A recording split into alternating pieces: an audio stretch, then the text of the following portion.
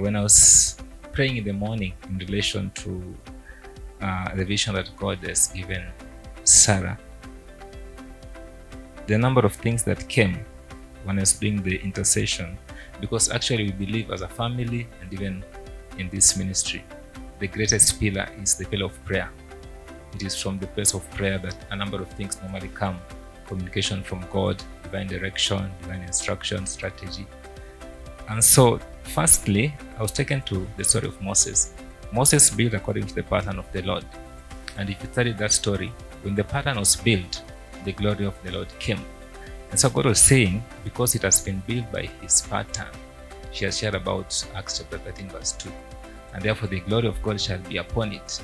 If you do ministry with your own strength, you can really struggle, right? You can really try to prophesy a lot of things just to have it succeed. But when it comes to God, it's something different. Then secondly, the place of divine presence or the hand of God. Where the hand of God is, there is the backing of God. And also second, the story of Moses. Moses, if you observe Moses and try to see, analyze him, what are the gifts he has? Moses does not qualify to lead the people. He's a stammerer. In the same nation where he's being sent, he has done something very serious, yeah? Like in a modern time, you can say he's a wanted suspect. But now because of the presence of God, he can be able to accomplish that mission. And so God was affirming the fact that because his hand is upon this commission or this initiative, his presence is what shall bring forth the success. And so we are pursuing it as a place of rest, not as a place of struggle. And then thirdly, Genesis 4:12, when God spoke curse, when Adam and Eve sinned. If you read that story, it talks about the earth shall not yield its strength, right? And therefore, the curse of the fall of man introduced limitation in the works of our hands. But now God was assuring us the strength on this vision shall be realized, right? Every vision has a capacity, and so the scope of impact shall be realized.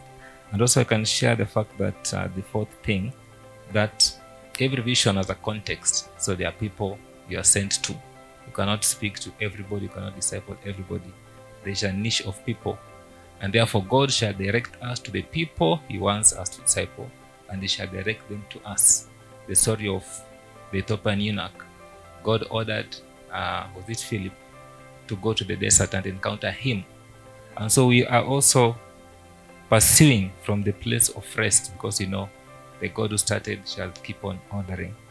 And then point 5, the place of Laban and Joseph, when they were in the presence of their workers, it could be discerned that that household prospered, right?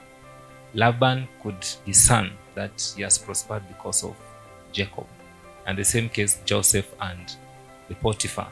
And so God was assuring us that it shall be evident to all the participants that by being part of this journey, they will be able to know that on account of their encounter with God through this ministration, that the blessing of God shall manifest upon their life.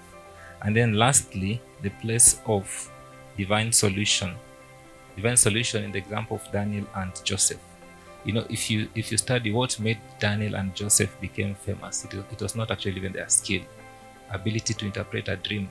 You cannot study that in any university, right? Those are just privilege information God gives you, or advantage, and then it makes you to stand out. And therefore we are believing God in this marketplace experience. God shall give us privileged gifts and information and access that shall make us be men of impact. Because Daniel was a civil servant, but what made him stand out? Interpreting the dream and all those kind of stuff. And therefore that shall be our portion. And lastly, it shall be a place of surplus provision.